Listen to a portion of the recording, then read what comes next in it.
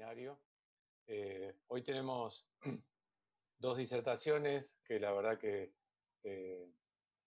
hacen juego con las anteriores y nos van a dejar muy bien. La verdad que los días anteriores disfrutamos de los enfoques y hoy creo que no nos quedamos cortos con esto. Está con nosotros el doctor Rafael Acevedo. Hola Rafael, abogado, especialista en responsabilidad médica. Es el gerente general de la Mutual Argentina Salud y Responsabilidad Profesional. Y hoy nos va a disertar acerca de la gestión de riesgo en tiempos de pandemia, los nuevos modelos de prevención. Así que Rafael, la audiencia es toda tuya. Bueno, buenas tardes a todos. En primer lugar, agradecerle a Rubén Torres, a Enrique Cimino y a Enrique Tonelli la invitación a participar de esta actividad. Y bueno, un poco el tema de exposición es el que anunciabas, y transmitir un poco la visión nuestra desde la Mutual Argentina Salud acerca de cómo ha impactado la pandemia en nuestra actividad, que básicamente es desarrollar un programa de gestión de riesgos médico-legales para clínicas y sanatorios. En el caso nuestro tenemos asociadas a la entidad y que pertenecen a casi todas las provincias del país, que han vivido algunas realidades diferentes, pero otras comunes, digamos, aunque disímiles en el tiempo en función de cómo se fue desarrollando la pandemia. Lo primero que a mí me gustaría destacar es el valor de hacer, y por eso felicito por esta actividad. Creo que esta pandemia nos ha puesto en crisis. Primero generó una situación así de paralización general y en el sector en particular. Por supuesto, no en los que están en el día a día de la atención, pero sí al resto, gerenciadores, directores, administradores y demás. Después, bueno, en muchos casos, el valor de poder encontrar solución a los problemas nuevos planteó esta pandemia y aprovechar y desarrollar la innumerable cantidad de oportunidades que nos genere, que nos va a generar si sabemos aprovecharla y sabemos gestionar las nuevas herramientas que se han puesto en valor.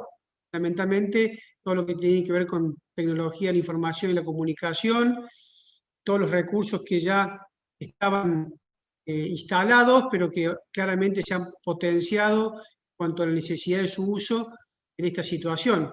Creo que claramente vivimos un cambio de era ya hace algunos años, y esta situación sanitaria a nivel mundial y a nivel nacional en particular lo ha puesto aún más de manifiesto.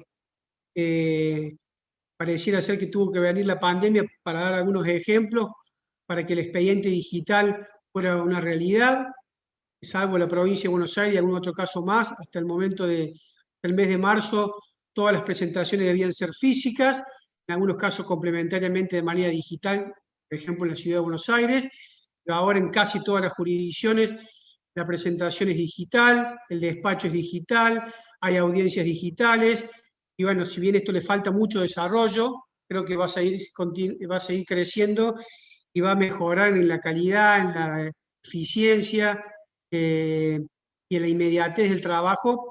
Este ejemplo que doy, en lo que tiene que ver con la administración de justicia y la atención de los problemas legales de las clínicas.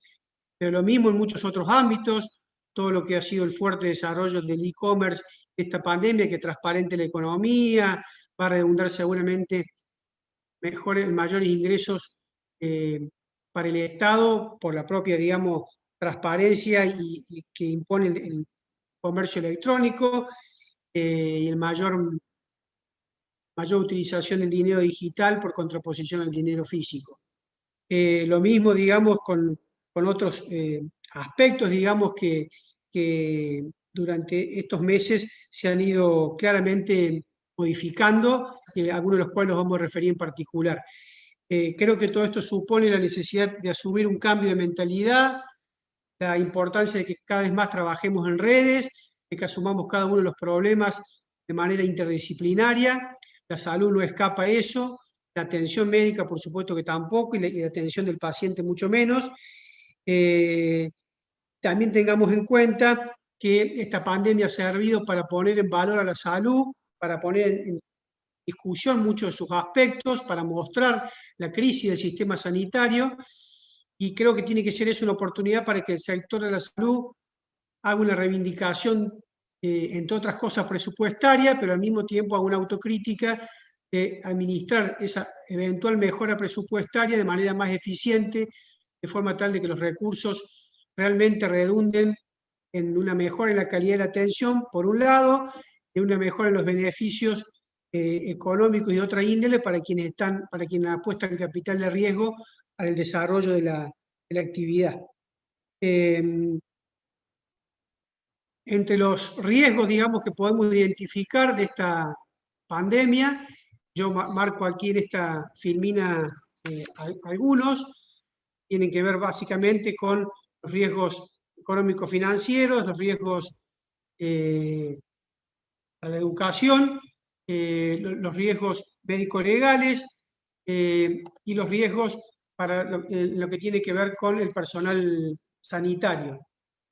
Cuanto a los riesgos económicos, hicimos allá por el mes de junio, julio, un trabajo comparativo que no hay tiempo un poco de explayarse, pero sí al menos indicar de que hubo en términos generales una merma, digamos, en la facturación, que tuvo algunos desvíos porque tiene que ver con los prestadores, por ejemplo, hubo menores pérdidas en aquellos prestadores que tenían mayor incidencia de convenios capitados o por presupuesto, como puede ser el caso del PAMI, el caso de APRO, que es la Obra Social Provincial de Córdoba, y algunas otras provincias.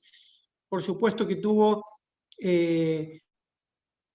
digamos, mayor afectación o mayores pérdidas, siempre comparando unos con otros, ya que todo el sector se vio afectado, en aquellos prestadores de obras sociales que integraban o que pertenecen a actividades de la economía más castigadas. Pero en términos generales, abril y mayo tuvo fuertes pérdidas para todo el sector y probablemente ocurra algo similar si se produce un rebrote o un acrecentamiento a nivel de contagio y de hospitalización en los próximos meses o inicio del año que viene. El lado de los financiadores, la otra cara de la moneda, hubo algunos comparativamente, aclaro, más beneficiados, básicamente el sector público, que tuvo menor compromiso de financiación, y otros financiadores más afectados, que son aquellos que, como decía, pagan por cápita o por presupuesto. El nivel de actividad promedio cayó 25 o 30% en consultas, prácticas, internaciones y cirugía. Este es un ejemplo de Córdoba, comparando enero-julio del 19, enero-julio del 20, pero se ha comportado de manera similar en las provincias que tuvieron inicialmente mayor contagio, que no fue el caso de Córdoba, pero sí más aún AMBA, especialmente Chaco, Río Negro, que fueron las provincias, y Jujuy, las provincias inicialmente más afectadas. Este es otro ejemplo de Entre Ríos, donde la caída promedio total de internaciones fue del 28%, y si no computamos pacientes PAMI de la Obra Social Provincial, esa caída fue del 32%, comparando en este caso los primeros 8 meses de un año y otro, 2019 con 2020. Cuanto a los riesgos para el personal sanitario, también ha tenido un fuerte impacto. Empezamos con algo así como 9.000 infectados allá por junio, 17.000 ya en agosto, y la última, menos por mí conocida, información del 2 de diciembre del 2020, ya más de 60.000 profesionales de la salud afectados por esta enfermedad, aunque con un índice de letalidad muy bajo, pero que sí ha producido una situación de estrés muy importante.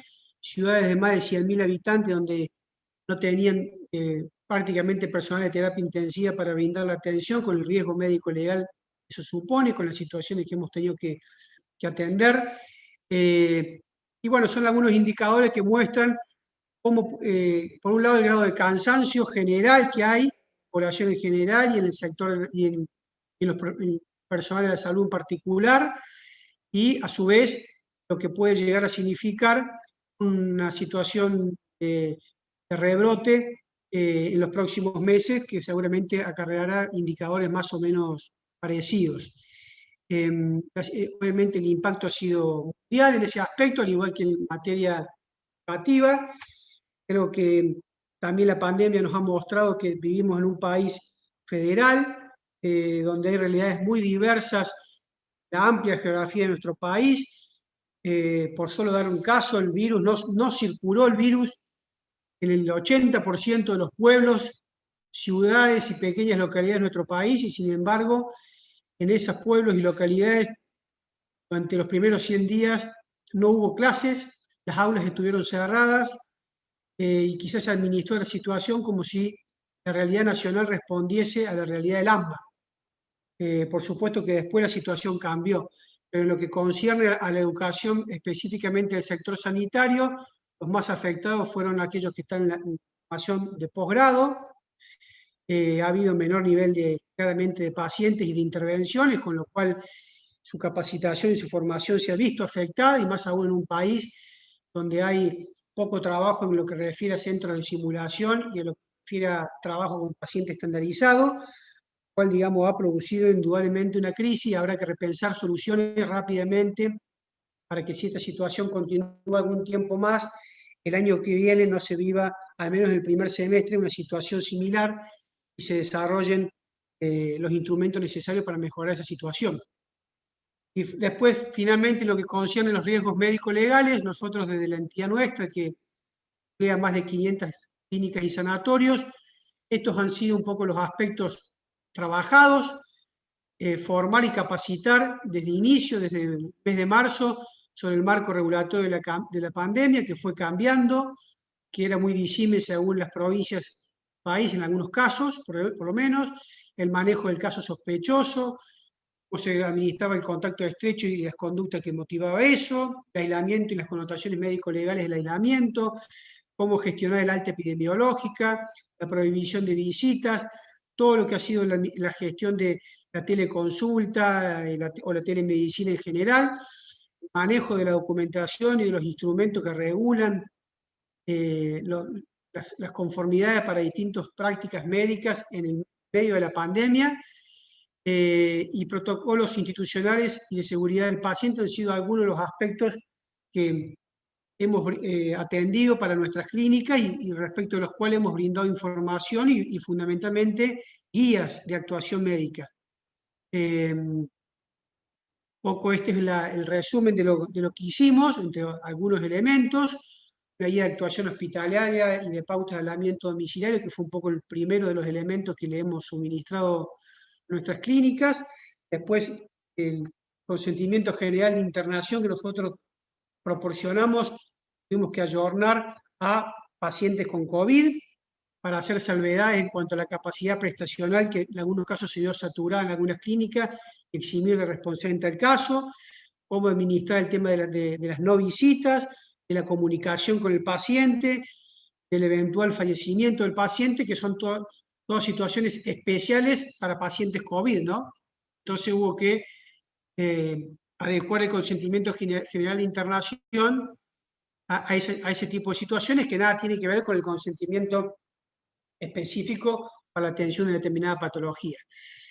Lo mismo con el rechazo terapéutico, que pretendían o invocaban a algunos pacientes con COVID, cómo manejarse la clínica frente a esa situación, es otra de las cuestiones que regulamos y le dimos instrumentos de trabajo. De igual manera, brindamos un consentimiento general de internación para pacientes para ser tratados por otras patologías que irremediablemente debían ser atendidas, marco una pandemia, el marco de una institución cuyo principal nivel de atención era pacientes COVID, pero que necesitaba otros pacientes una indicación de tratamiento urgente o no tan urgente de otra patología, cómo regular esa situación, cual también tiene que ver con el manejo de las visitas de esos pacientes o de no visitas de esos pacientes. De igual manera, regulamos todo lo que tiene que ver con la teleconsulta y le dimos instrumentos en ese sentido, distinguiendo la teleconsulta de menores de edad, de personas de entre 3 y 16 años, de personas de mayores de 16 años, porque tiene implicancias legales diferentes. Bueno, y después muchos instrumentos para distintos tipos de tratamientos experimentales que se fueron desarrollando durante la pandemia y que fueron cambiando, hasta inclusive tratamiento con plasma, y bueno, y requerimientos en particular que nos fueron pidiendo cada una de las instituciones. Yo creo que un poco lo que yo quería destacar en esta charla es que el paciente integra un ecosistema sanitario digital. Todos los quienes participamos del sector de la salud no debemos desconocer. Creo que esta pandemia nos brinda una oportunidad enorme para aprovechar las tecnologías de la información y con ello potenciar ciertos tratamientos, potenciar ciertas actividades, hacer crecer la economía dentro de cada una de las instituciones, por supuesto, optimizar sus resultados, que en definitiva es lo que al menos el sector privado permanentemente busca.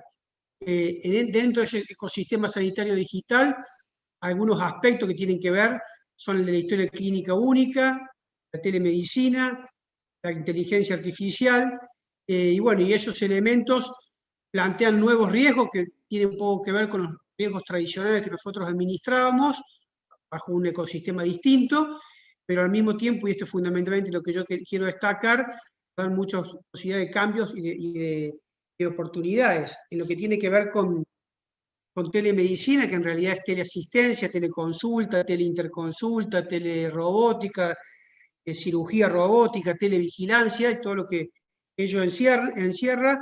Me parece que el desafío es enorme, permite, digamos, que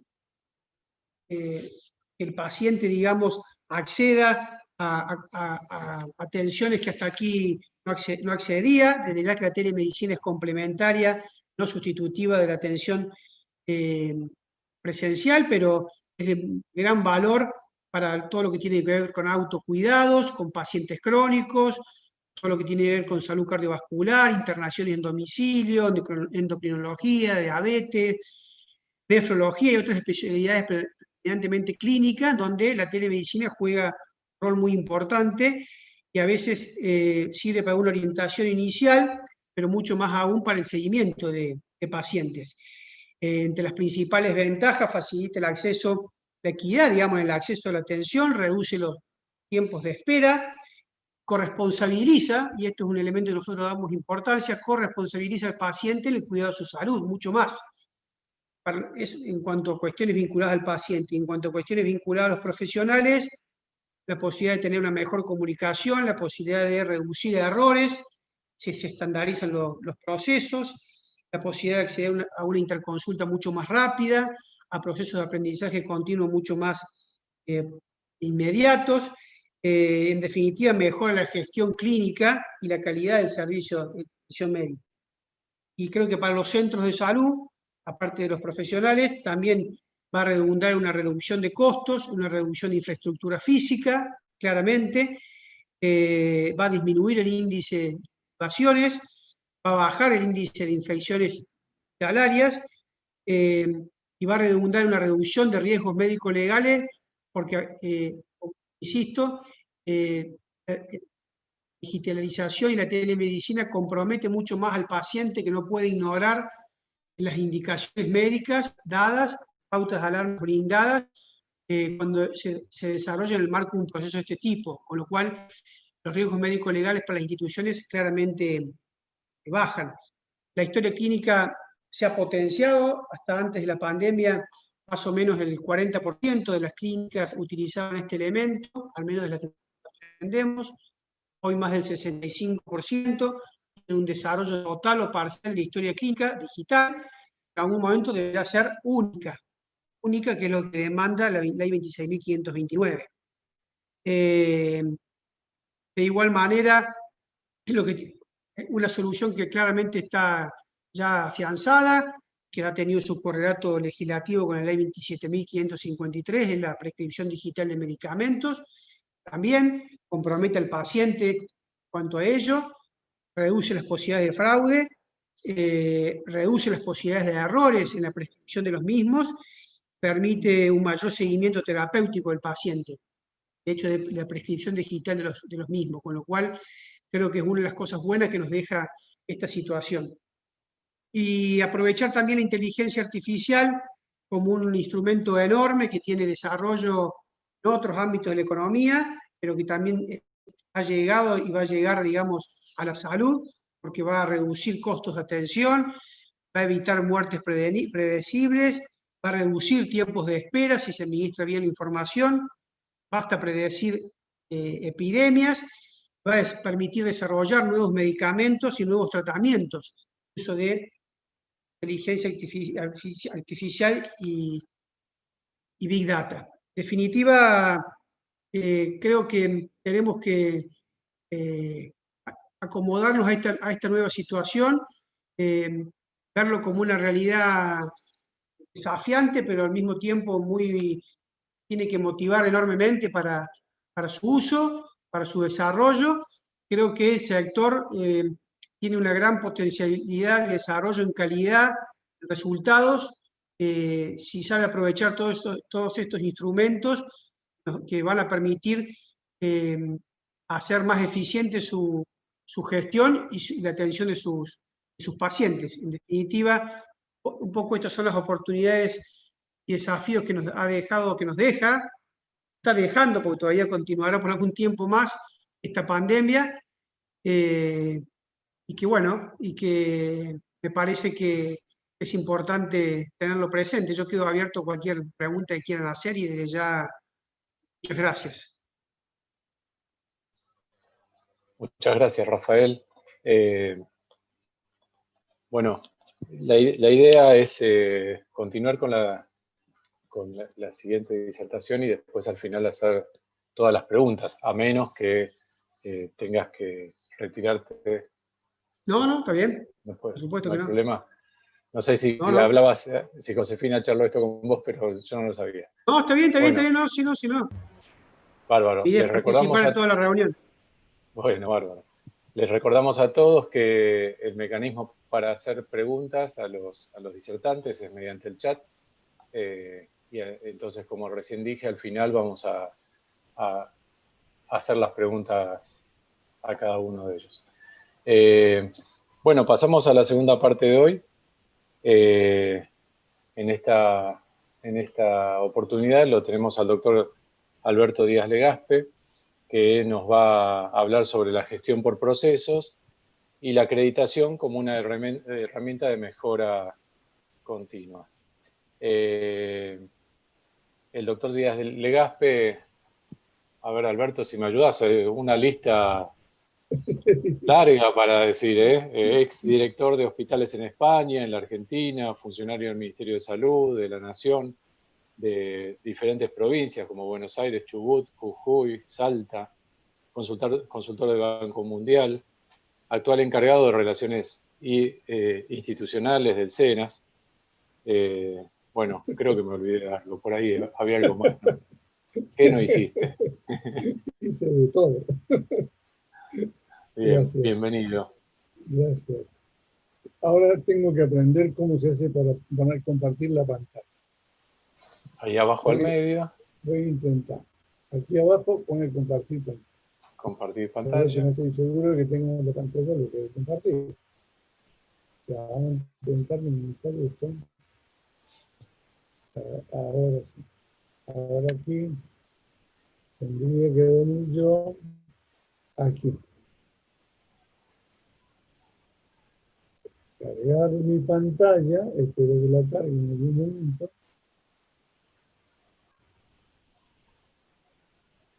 A ver, y ahí espero que la vean. Todavía no. Se ve que no tengo la computadora más veloz del barrio. Pero bueno, ahora se ve.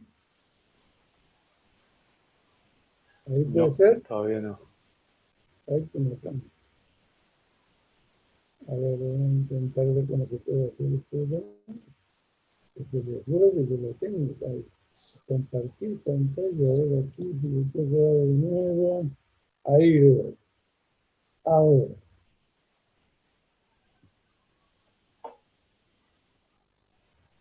Esto puede ser compartir esto.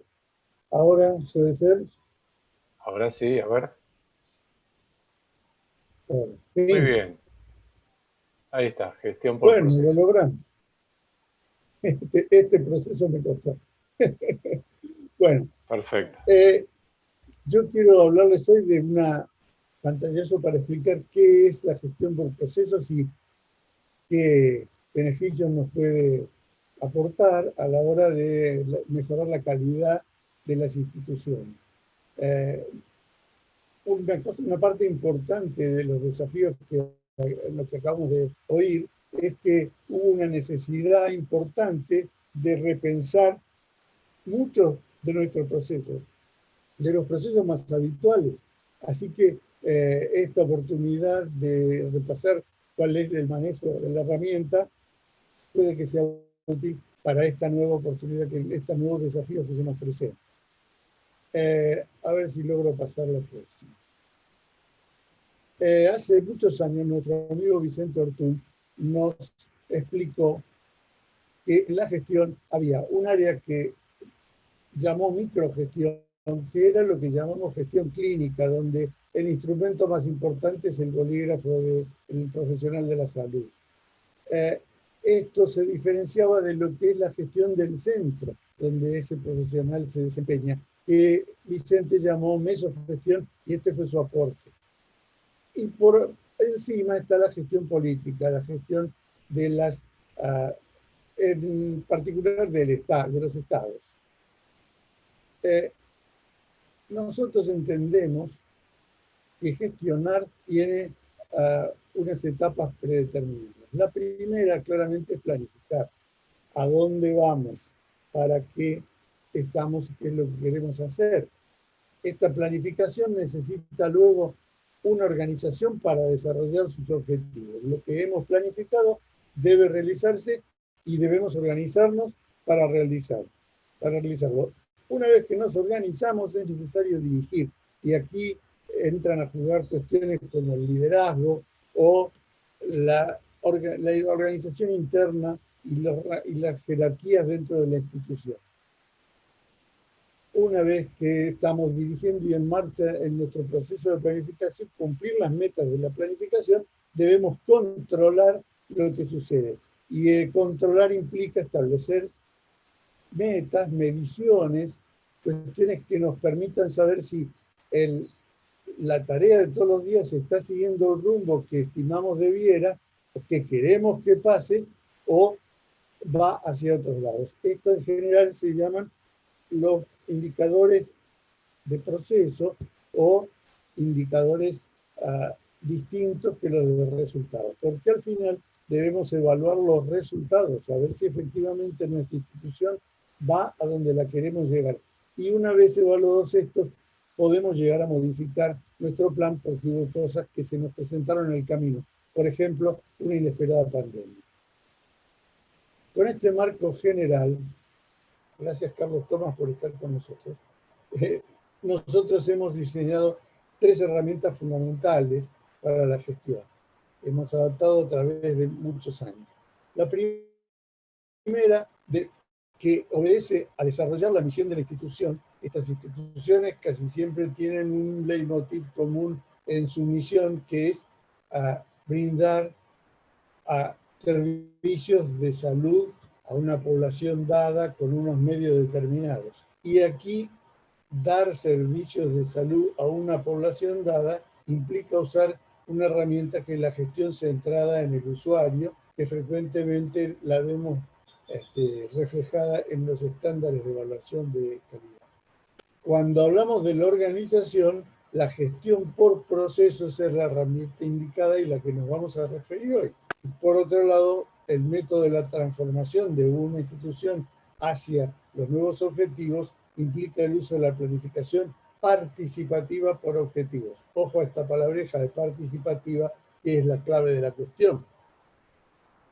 Todos sabemos que cuando nos dedicamos a la organización de una institución, es más fácil una institución nueva. Y he tenido el privilegio de hacerlo en un par de veces en mi vida, que creo que es una cosa muy rara, desarrollar un hospital que se pone en marcha. Pero en este momento la gestión por procesos es el elemento fundamental a idear. Transformar una institución de años y de costumbres en una institución con distintos procesos es costoso, y eso es a lo que nos hemos enfrentado en este tiempo, a cambiar los procesos de trabajo de cada institución. Nosotros en las instituciones de salud decimos que producimos salud. Es un poco pedante esta posición, sabemos que los determinantes de salud son claramente otros, pero sí producimos servicios. ¿Qué insumos necesitan estos servicios para funcionar? Necesitan insumos materiales, digo medicamentos, descartables, necesitan personal en contacto con las personas que nos requieren. Necesitan un soporte físico, esto es una estructura de instrumental, de maquinaria, de edificios. Y fundamentalmente el proceso se inicia cuando contamos con el usuario que lo demanda. Allí se inician y se producen una serie de cuestiones a las que denominamos procesos y que terminan en una salida, el usuario con el servicio consumido. Por lo tanto, debemos tener muy en claro que nuestro producto es el proceso. Nosotros producimos procesos de asistencia. Esto es la clave de la necesidad de gestionar teniendo esta cuestión presente al principio. La gestión por procesos se puede englobar en la gestión clínica.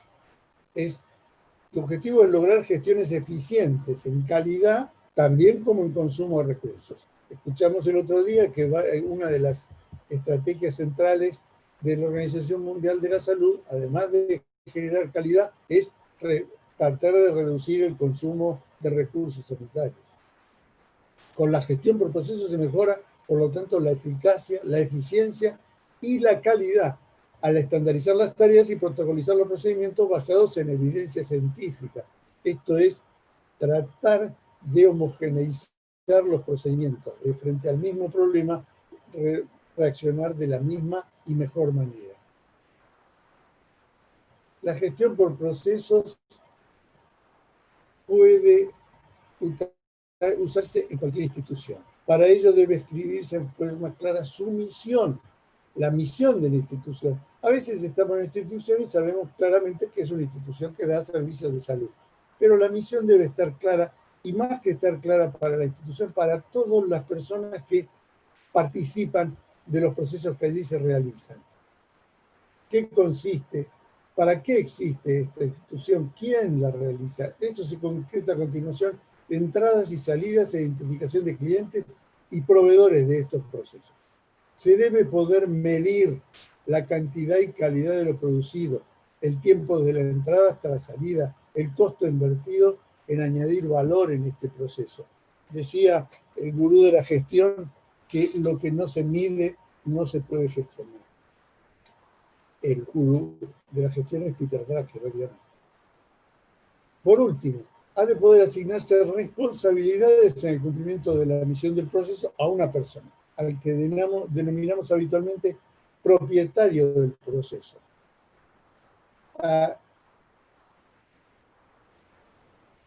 ¿Qué es un proceso? Proceso se define como una serie de actividades secuenciales, interrelacionadas, que transforman los insumos en productos. Esta es una definición que sirve para cualquier proceso industrial, comercial, de servicios o de cualquier otra actividad. ¿Qué es un proceso? ¿Qué se hace? Debe tener una misión claramente definida.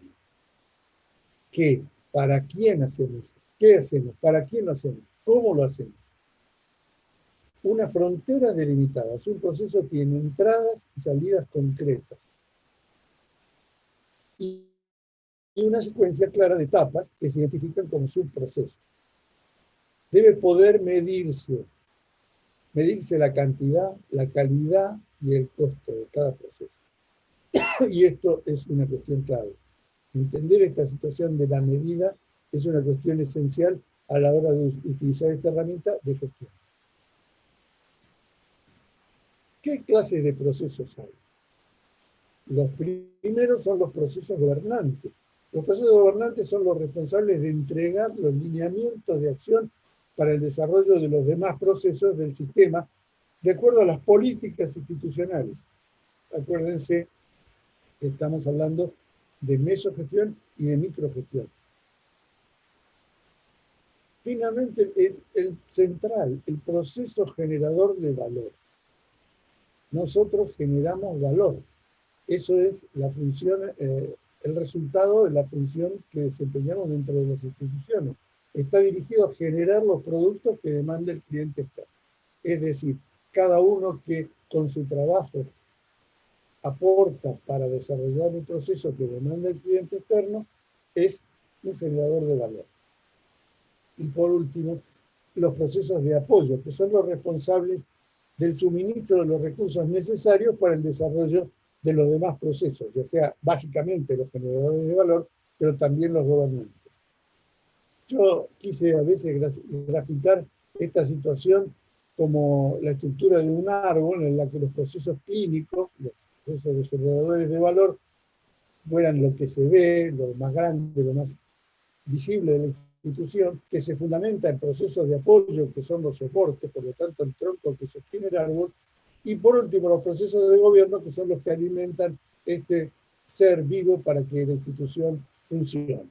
Es un arbolito de los procesos de gestión que me gusta nombrar para que tengamos presente cómo se desarrolla la tarea de cada uno cuál es el papel de cada uno. Los procesos gobernantes, entonces, podemos definir su principal función en definir la estrategia.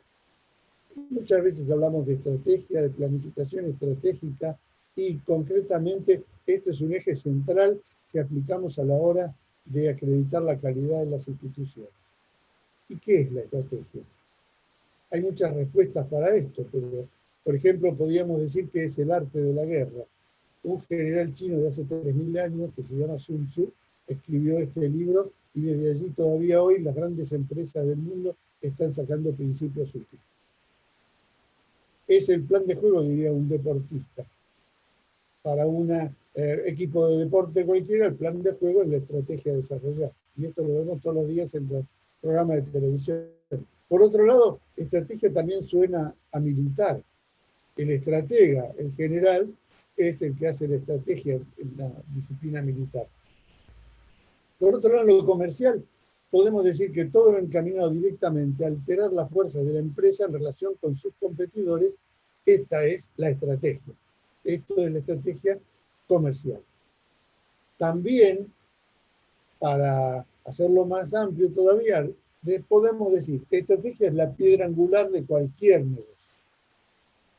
Pero a mí me gusta más hacer una definición generadora y que integra a cualquiera, que nos ayuda para usar nuestras habilidades para diseñar estrategias. Estrategia es la suma de todas las decisiones, correctas o equivocadas, que determinan el futuro.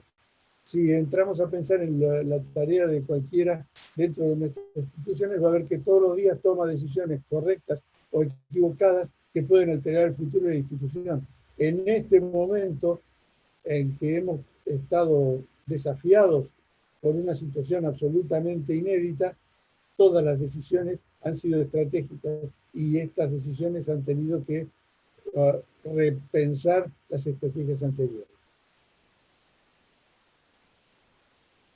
Se puede decir que la estrategia no puede aplicarse si no se comprende. Y no se comprende si no se puede describir. Para ello nosotros usamos un instrumento que es el mapa estratégico, una descripción clara de la estrategia. Se llama mapa estratégico a la imagen gráfica que muestra la representación de la hipótesis en la que se basa la estrategia. ¿Qué quiere decir que no se comprende y no es que es importante describirla para que se comprenda? Aquí introducimos un elemento que es central, que todos los que participan de los procesos entiendan cuál es la estrategia de la institución. Por lo tanto, la estrategia debe ser compartida, tanto en su génesis como en su desarrollo. El plan estratégico tiene parte de un análisis interno y externo, que declara la misión, visión, valores de la institución y define la estrategia y sus objetivos. Estos objetivos medidos integran el mapa estratégico que define los indicadores de gestión y ellos aportan al cuadro de mando integral. Esta relación entre el plan estratégico y el cuadro de mando integral es básico porque sin tener un tablero de mando no sabríamos si vamos en la dirección correcta y a la velocidad correcta. Un ejemplo genérico de mapa estratégico es este. En este se muestra el cliente como la entrada y el cliente como la salida. Nuestro producto es el proceso. Los procesos estratégicos que básicamente pueden definirse como generar la estrategia, el plan y controlarlo. Los procesos operativos, que en nuestro caso son los procesos que llamamos clínicos y algún otro, según la institución. Y por último, los procesos de soporte o de apoyo, que son aquellos que brindan los elementos necesarios para poder realizarlo.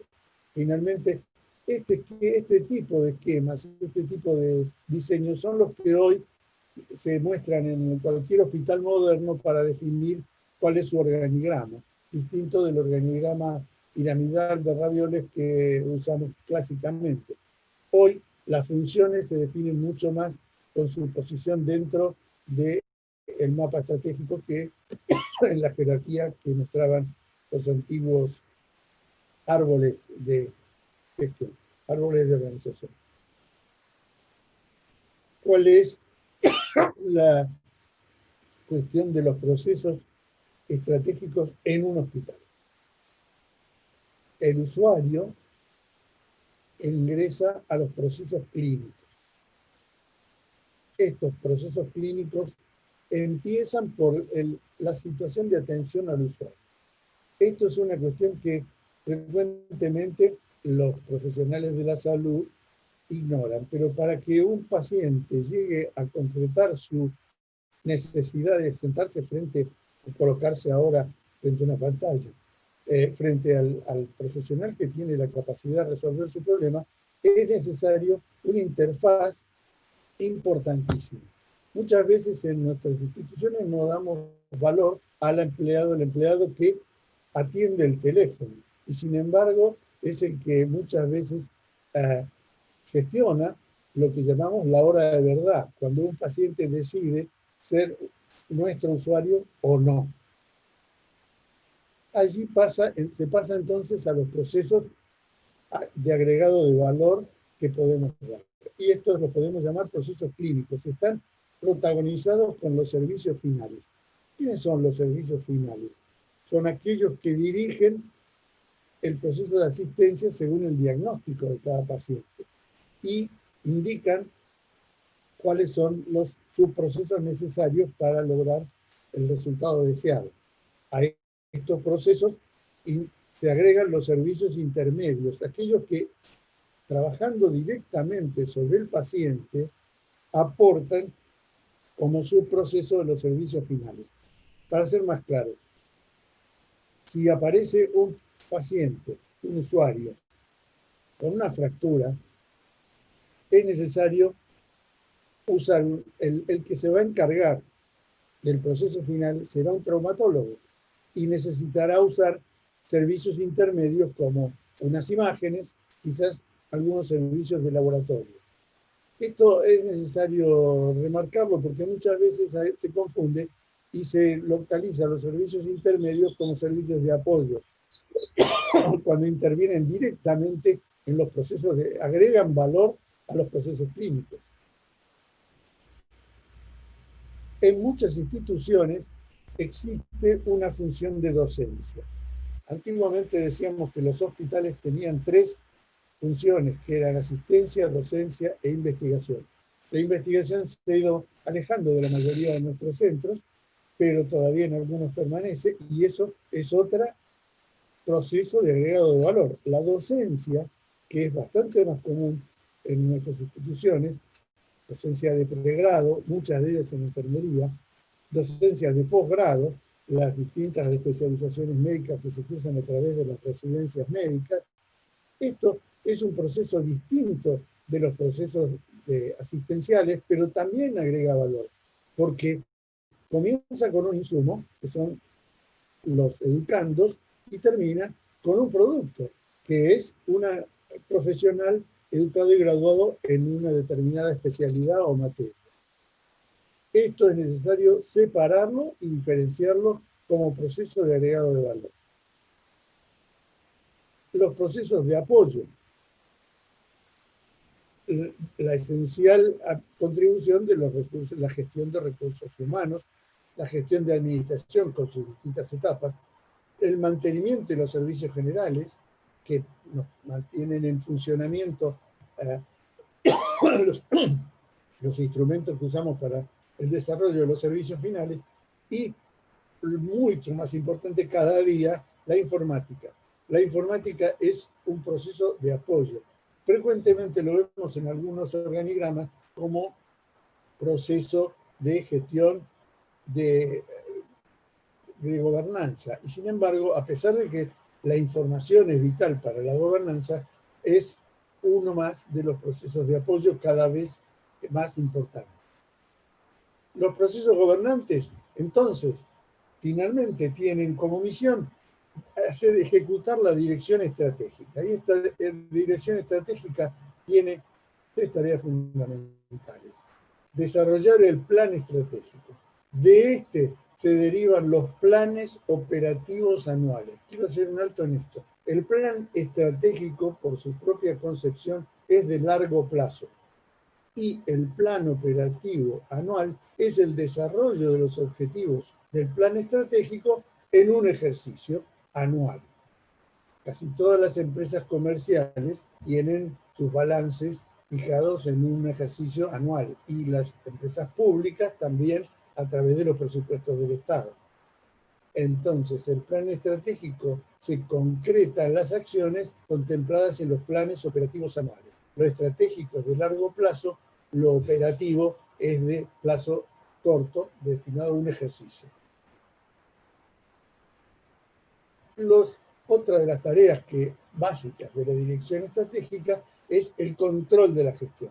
Y aquí es donde el insumo de la información es tan clave que muchas veces se confunde como un proceso gobernante al hecho de proveer información para el control de la gestión, que puede redundar en la necesaria reforma del plan estratégico, cuando aparecen informaciones novedosas o distintas no previstas en el plan original. Por ejemplo, la aparición de una pandemia que nos obliga, con una enfermedad infecciosa, a modificar nuestros procesos existenciales. También se agrega a los procesos gobernantes las relaciones externas. Frecuentemente la comunicación social es cada vez más importante y esto es una función de la dirección estratégica. En algunos lugares existen los comités de participación social, sobre todo en instituciones del sector público, pero cada vez más la participación y el protagonismo de los usuarios en la función, en el desarrollo, en el cómo se hace cada uno de los procesos asistenciales va a dar más necesidad de tener este tipo de participación social en los procesos estratégicos. A veces la docencia y la investigación se puede asociar a la dirección estratégica. De hecho, los planes de docencia e investigación lo son, pero como frecuentemente esto asocia a nuestras instituciones de salud con las instituciones de educación, debe ser llevado esta tarea por el nivel de dirección estratégica. Esto es un esquema básico para desarrollar los planes y las mapas de gestión de las instituciones. Los procesos asistenciales. Básicamente, podemos desarrollarlos desde procesos clínicos, procesos quirúrgicos, que tienen diferentes elementos, procesos pediátricos y procesos tocoginecológicos para describir una institución abierta y general de servicios de salud. Me falta aquí los procesos de salud mental que, de acuerdo a las últimas ordenamientos legales en nuestro país, también se llevan adelante en instituciones abiertas. Los procesos clínicos deben ser desarrollados por los que tienen el conocimiento. Los dueños del proceso de medicina interna son de procesos clínicos que pueden ser de medicina interna. Y finalmente, cada uno de estos procesos que desarrollamos, por ejemplo, en medicina interna, ¿cómo se terminan llamando? Con el diagnóstico que llevamos, que puede usarse, el de la Clasificación Internacional de Enfermedades. También en algunos países se usan los grupos relacionados por el diagnóstico para denominar el proceso. Hay procesos de gastroenterología, de alergología, de todas las ramas que la institución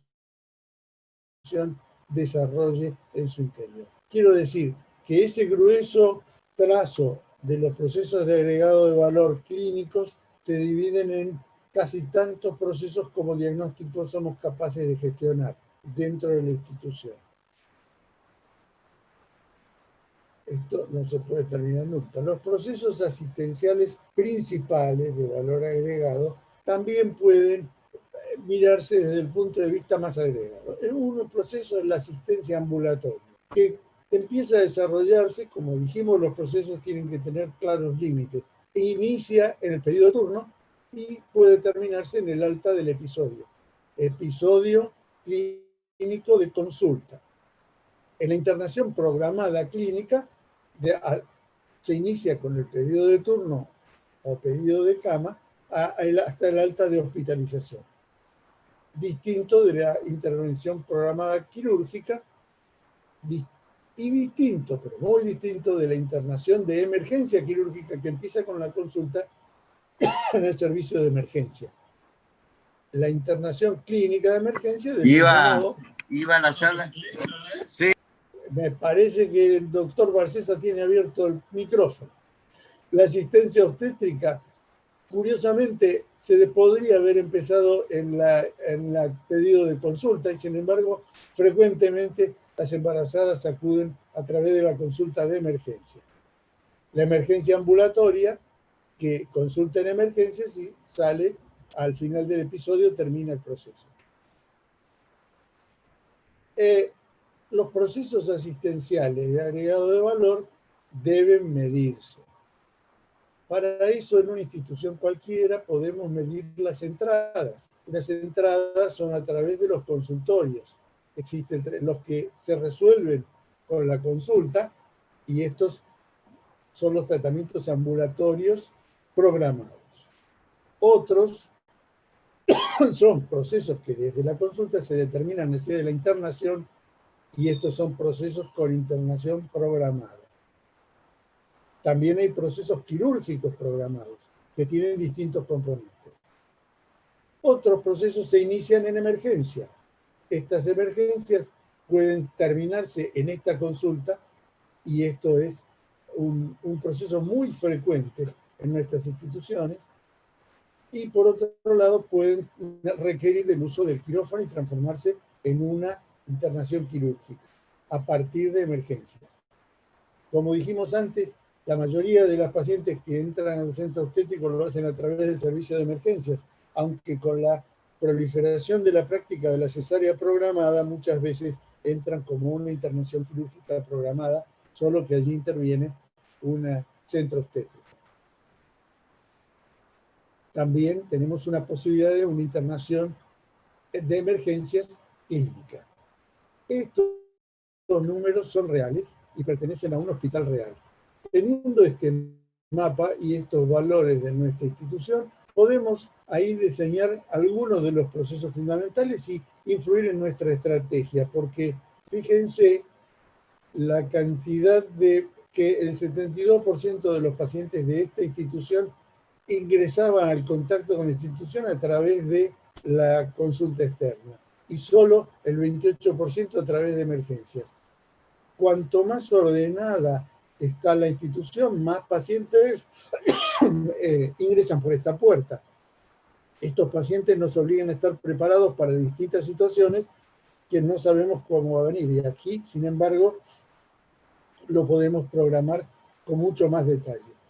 Aquí hemos tenido que resolver distintas vías ya para al hecho de presentarse la pandemia como una enfermedad infecciosa, la entrada a los consultorios externos y los tratamientos ambulatorios como de internación tuvieron que ser diseñados nuevamente.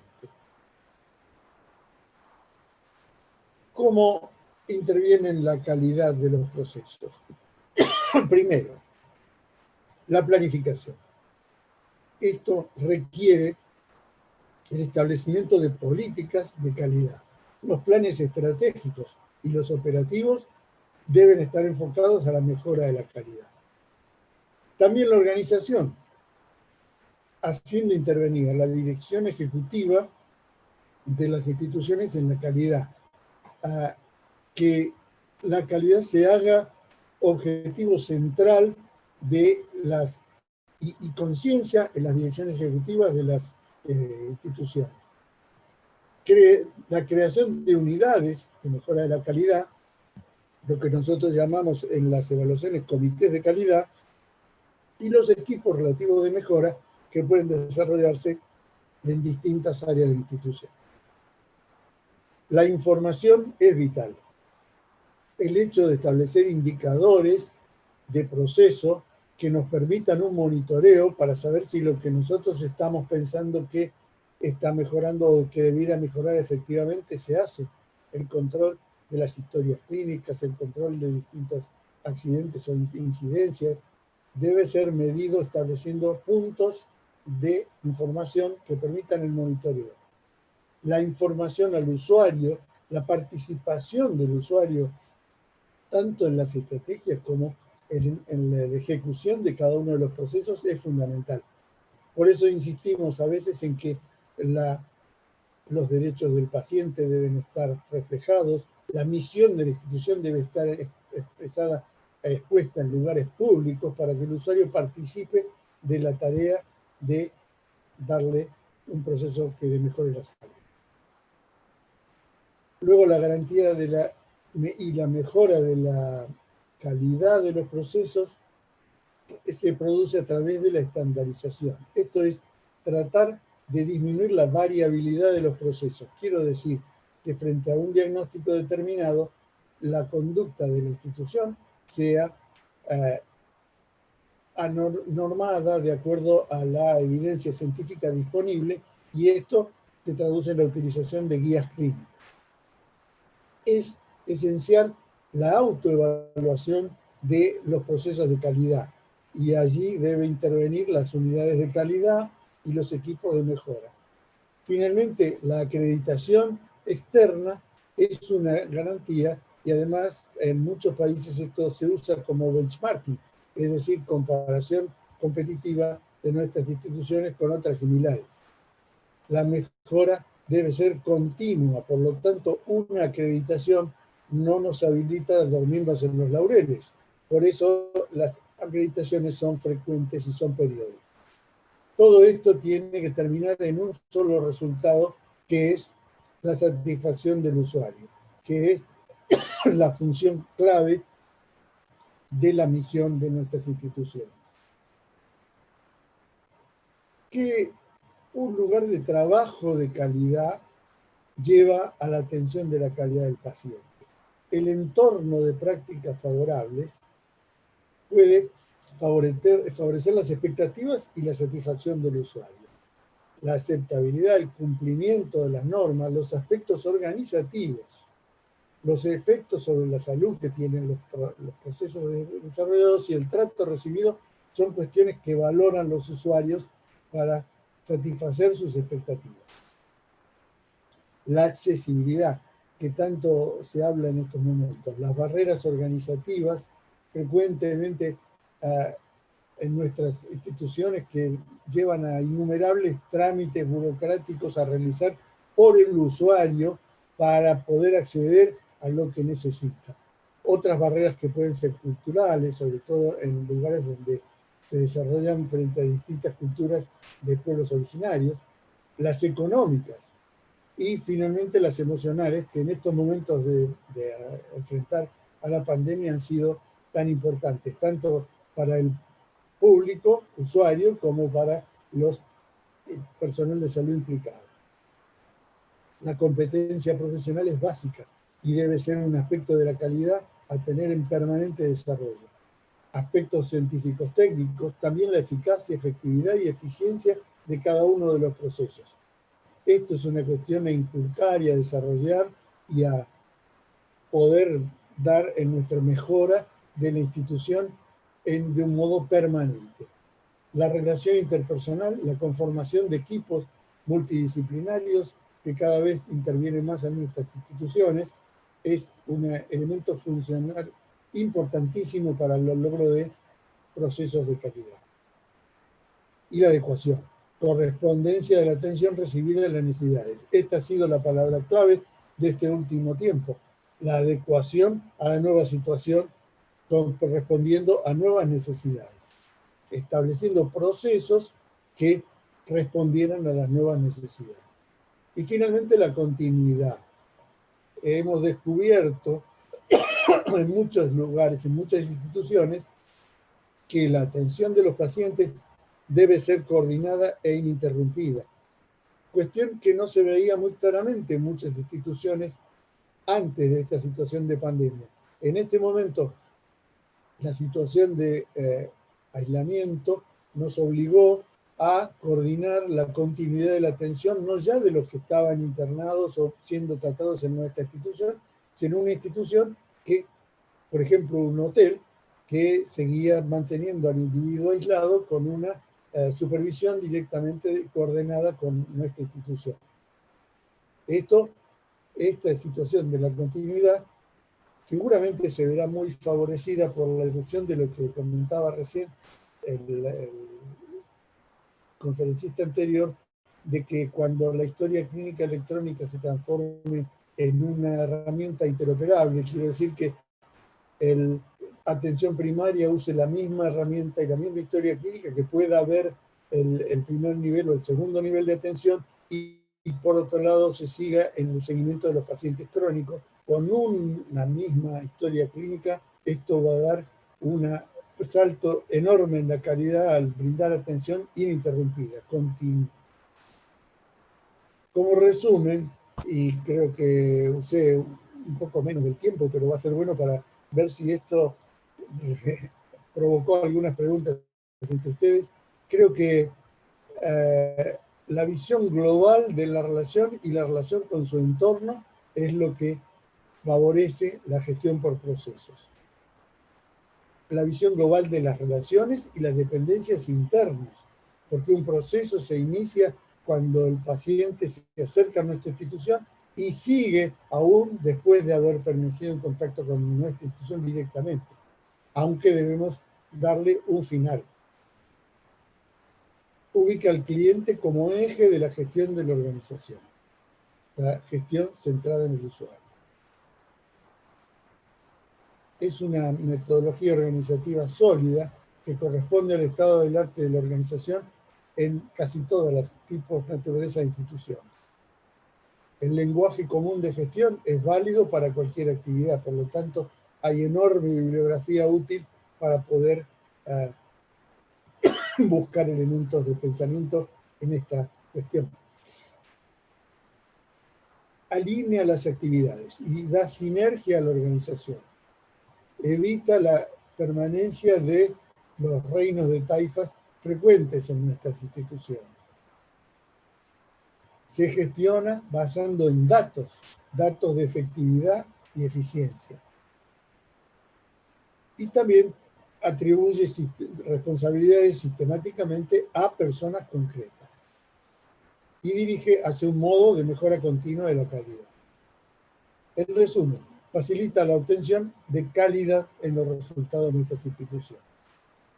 Creo que he dado un pantallazo rápido porque reducir a 35 minutos una cuestión que nos apasiona y que tiene tantas aristas lo hace medio complicado, pero ojalá haya podido cumplir con lo que los organizadores pretenden. Gracias a todos por la atención. Muchas gracias, Alberto, y se comprende. Es un tema apasionante y que llevaría varias jornadas. Claro. Sí, sí. Bueno, bárbaro. Vamos a pasar ojalá, entonces ojalá a haya las... preguntas. Algunas preguntas hay, algunas preguntas hay. Pablo Navajas pregunta, los que estamos implementando historia clínica digital con prescripción digital, hoy nos encontramos con el problema de que en muchas ocasiones se requiere la firma del médico. ¿Se tiene conocimiento de cómo se está avanzando en el camino de reemplazar definitivamente la firma manual por la digital? La imposición de algunos financiadores de tener que presentar la prescripción con firma manual nos obliga a duplicar el registro. Creo que es para el doctor Acevedo. Sí, bueno, a ver, por un lado, digamos, desde el punto de vista normativo, en general, firma digital tiene su ley hace muchos años y es un proceso, digamos, que debiera ser admitido en todos los ámbitos. Cierto es, como marca la pregunta, de que los financiadores muchas veces, llamémosle caprichosa, por decirlo de alguna manera, están exigiendo aún la firma física de los, digamos, de la historia clínica o determinados fojas, digamos, de la historia clínica. Yo creo que digamos, forma parte de las cuestiones que van a cambiar. Muchas cambiaron en estos meses, otras van a seguir cambiando. Me parece que más temprano que tarde, desde el lado de los financiadores, se va a terminar aceptando, digamos, ese mecanismo, y porque existen procesos para auditar, digamos, y más seguridad que la firma digital no tiene la física, digamos, con lo cual me parece de que hoy por hoy es una traba administrativa que implica necesidad de imprimir ciertos instrumentos y ratificar su firma en físico, pero que tarde o temprano, digamos, creo que va a quedar atrás, digamos, producto de la realidad y sobre todo del respaldo normativo que hay a partir de la ley de firma digital, ¿no? Bárbaro. Lo que no completo con esto, lo que no tienen todos los sistemas de todas las instituciones es firma digital, que eso es lo que muchas están ayornando, ¿no? Que Claro. hasta aquí muchas historias clínicas digitales eran sin firma digital, y eso es lo que hay que ajustar, ¿no? Bárbaro. Si me permitís, Roberto, yo quiero recordar la reciente sanción de una ley nacional que está en este momento en reglamentación, que habla específicamente de estos temas. Creo que hemos tenido alguna disertación aquí. Una ley que propulsó el diputado Yegli hace muy poco. La ley de firma digital, de receta digital. Eso es una ley nueva en la Argentina a la que debemos adaptarnos. Todavía no está reglamentada, pero está en vías de hacerlo rápidamente. Claro. Sí, la ley 27.553, que yo un poco hice referencia, más rápida, alusión, que no está reglamentada y que inclusive básicamente refiere a la expendio digital de medicamentos, digamos. Hay una regulación específica en esa ley sobre la historia clínica digital que está regulada en otras normas, ¿no? Bueno, fenómeno. Seguimos con las preguntas. La doctora Beatriz Riondet pregunta para el doctor Acevedo: los establecimientos que están realizando telemedicina, ¿ampliaron su cobertura de seguro para estas nuevas formas de atención?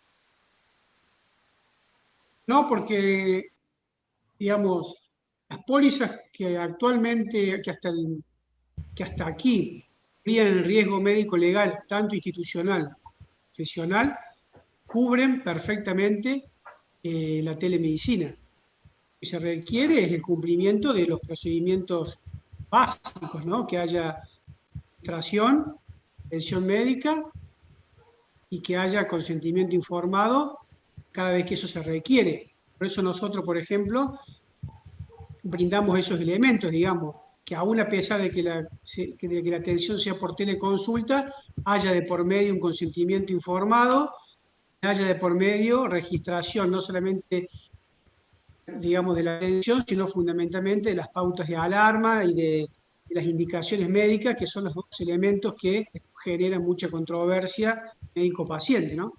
Pero las pólizas, las condiciones generales y específicas de póliza que tiene aprobada Superintendencia de Seguros para este riesgo se adecúan perfectamente a esta modalidad de atención. y no hay posibilidad de que se planteen situaciones de exclusión de cobertura ni necesidad de hacer un endoso de póliza que se brinde la atención de este modo. Bárbaro, perfecto. Yo aprovecho para preguntar algo más sobre esto, sobre la telemedicina. En la disertación, el doctor dijo que compromete más al paciente la telemedicina. Lo ve así porque, por supuesto que en mi práctica Sí, habitual lo estoy haciendo, pero no lo visualizo tanto como la presencial y la telemedicina. ¿En qué forma lo compromete más? daría un ejemplo para intentar explicarlo. Digamos, la historia clínica tradicionalmente concebida es un instrumento de generación bilateral, digamos. Es decir, Sí, lo genera la institución y el médico. Con lo cual, siempre decíamos que aún mediante un error médico, una buena historia clínica puede hacer salvar un juicio, aún habiéndose desempeñado la atención médica conforme estándar y con buena praxis médica, una mala historia clínica puede hacernos perder un pleito, seguramente haga perder un pleito. perfecto. Porque es un instrumento de generación unilateral, entonces compromete aún más al médico a aportar al juicio una historia clínica completa donde esté claramente todo lo que indicó. Cuando eso se lleva al campo de lo digital y de la telemedicina, por empezar queda todo grabado. Entonces es más difícil un desconocimiento de parte del paciente de ciertas indicaciones médicas que se hayan brindado o de ciertas explicaciones que se hayan dado, porque están en un soporte, digamos, que difícilmente, bueno, que no es adulterable y que ambas partes van a poder aportar al proceso, con lo cual ya no es la discusión de que la historia clínica ha sido adulterada, por ejemplo, las indicaciones no son claras, sino que todo eso está plasmado en un registro audiovisual. Y lo mismo con la prescripción digital de medicamentos. Un poco ese es un ejemplo que yo trato de dar para mostrar que cuando la atención es simultánea y digital, es más difícil, así como es más difícil al médico pretender sostener que se dijeron cosas, que se explicaron cuestiones que no se explicaron, también para el paciente es mucho más difícil objetar o plantear situaciones de desconocimiento cuando están plasmadas en un soporte de este tipo. A eso me refería. Claro, perfecto. Bárbaro. Eh, Tengo otra pregunta de la doctora Riondé. ¿Tienen medida la cantidad de demandas que tuvieron los sanatorios por no cumplir con los protocolos para la atención de los pacientes con sospecha o con COVID confirmados? No, hasta aquí nosotros en un universo de 503 clínicas tenemos un solo caso, Ajá, nosotros. ¿Eh? bien. Puede ser que haya más o menos, digamos. Pero Sí, no, eso supongo no la es una situación que se verifica. Lo que se verificó mucho fue dificultad en la gestión del día a día, es decir, sobre todo al principio, los primeros 2 o 3 meses, rechazo terapéutico, pacientes que se hospitalizaban para atención de otras patologías y querían tener acompañamiento o visita terapéutica. Eh, bueno, administrar esas situaciones fueron las que requirieron un poco que le brindáramos instrumentos para dejar plasmado por escrito cada una de esas cosas, de forma tal de disminuir la posibilidad de un eventual reclamo, pero, o posibilidad de mayor contagio eh, por tener una alta atención de pacientes COVID dentro de la institución, o casos donde no se pudo atender a determinados pacientes por saturación de la clínica, pero no en la cuestión que se marca en la pregunta. Perfecto. Sí, la verdad que en la pospandemia del hemisferio norte, sobre todo España e Italia, nos llegaron muchos comentarios de casos de litigios, ¿no es cierto? Que se habían desatado los litigios. Entonces, creo que por ahí viene la pregunta de Beatriz, ¿no es cierto? Saber que acá no hay tanto registro, bueno, nos Sí, pone... quizás, perdón, ¿no? Pero Sí, quizás los niveles de saturación hospitalaria verificados en nuestro país, en términos generales, ¿no? han sido menores a los de algunos países de Europa en aquel momento, ¿no? Allá por los meses de marzo. Claro, claro. Perfecto. Bueno, no sé si Josefina recibiste alguna otra pregunta de chat por ahí o No, ninguna. No. están silenciosos hoy. ¿Alguien más quiere hacer alguna pregunta?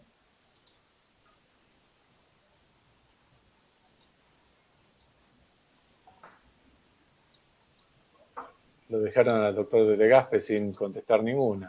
¿Qué pasó? No, pero la verdad que Fue muy claro en su exposición. no, creo que todo el mundo se hizo un entrenamiento súper rápido de gestión de procesos, porque justamente eso es lo que tuvo que cambiar en las instituciones. Como Claro, era el proceso habitual de atender una consulta, se transformó absolutamente. Desde la entrada por la puerta hasta la circulación por los pasillos, todo eso y la gestión, la responsabilidad de cada persona que intervenía. Eso fueron lo que se cambió en este momento. Se cambiaron los procesos. El entrenamiento previo ha sido seguramente muy útil. La institución que tenía entrenamiento previo en gestionar procesos fue más rápida y más efectiva al cambiar las situaciones para adaptarse a la nueva demanda. perfecto. Sí, así es. Bueno, les agradecemos mucho a los dos la disertación de hoy. La verdad que estuvo excelente. Creo que yo no veo al doctor Torres por ahí. Creo que estaba en la sala, pero no lo encuentro. Sí, aquí estoy, Eh, Roberto. hola Aquí Rubén, estoy. ¿cómo va? ¿Cómo estás? Queríamos hacer el cierre de este seminario que la verdad que ha superado las expectativas y ha convocado a mucha gente de diferentes lugares del país. La verdad que se ha llegado a buen término y queríamos ver con Josefina a ver si querías decir algunas palabras de cierre. Sí, muchas gracias, Roberto. En primer lugar, muchas gracias a todos los que respondieron a nuestra convocatoria para este seminario con que cerramos el año de actividades cenas. Y además, como estamos en una época de fin de año y de alguna manera de revisión de cuentas, yo quiero aprovechar para agradecerles a todos los que han trabajado con cenas a lo largo de este año desde cualquier lugar y muy especialmente a la gente de nuestro equipo de acreditadores, a todos los que desde la conducción de cenas, a ambos Enrique, Simino y Tonelli, a Roberto, a Josefina, a Graciana, a Díaz Legaspe, a Roa, a todos los que han trabajado muy fuertemente este año para consolidar cada vez más el trabajo de cenas en el campo de la acreditación. Y como les decía, estamos en una época de revisión de lo sucedido. Y este año hemos transcurrido, diría, para hacer un parangón literario con la idea del retrato de Dorian Gray, ¿verdad? Es decir, muchos de ustedes recordarán la novela del irlandés de Oscar Wilde, de aquel señor que habían pintado su imagen juvenil y de enorme belleza y que de alguna manera estaba condenado a que esa imagen se fuera deteriorando en función de los errores que cometía en su vida personal, hasta encontrar una figura enormemente desgastada que fuera que se expuso al conjunto de las personas que lo conocían. Bueno, nuestro sistema de salud durante esta época de pandemia ha sido el retrato de Dorian Gray. Es decir, ha expuesto a la vista de todos los graves problemas que venía afrontando desde hace muchísimo tiempo. Y ahora tenemos el desafío de transformar esa pintura en una nueva pintura realmente de esa belleza en términos de Dorian Gray, en términos de juventud, en términos de nueva fortaleza. Y ese es el desafío que tenemos enfrente para el año próximo y que creo que entre todos vamos a a poder afrontar. Hace algunos días, en una charla que muy amablemente me invitaron, yo decía que, remedando a aquel revolucionario, tenía sueños, ¿no? Yo también tengo un sueño, o tengo varios. Uno de ellos es que ese sistema que vamos a tener, o que esperamos poder tener salido de esta desgracia de la pandemia, sea un sistema en el cual no tengamos que volver a aplaudir a los médicos, ni al personal de salud, ni a todos los que trabajan en el sistema, sino que sea realmente un sistema que los respete en todas sus condiciones y los coloque en el sitial de, no de privilegio, sino de adecuada ubicación que tienen que tener en el conjunto social. No es necesario aplaudirlos, o no sería, o es a veces hipócrita haberlos aplaudido cuando los sacamos del lugar que debieron siempre ocupar en el marco de la sociedad argentina. Así que ese es uno de los sueños que tengo. Tengo también el sueño de que de una vez por todas en Argentina la calidad sea no un signo distintivo de cada uno de los lugares donde trabajamos, sino que sea el común de la actividad de todos los que trabajan en salud.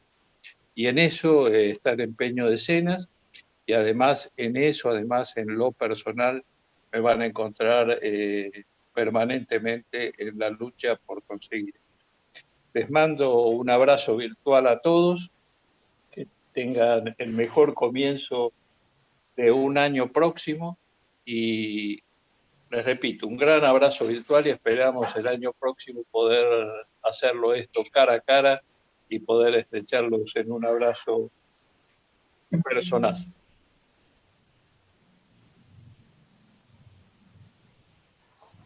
Muchas gracias, Alberto. Muchas gracias a todos. Que tengan un buen fin de año. Y nos despedimos con esas palabras, excelentes palabras de Rubén Torres. Muchas gracias.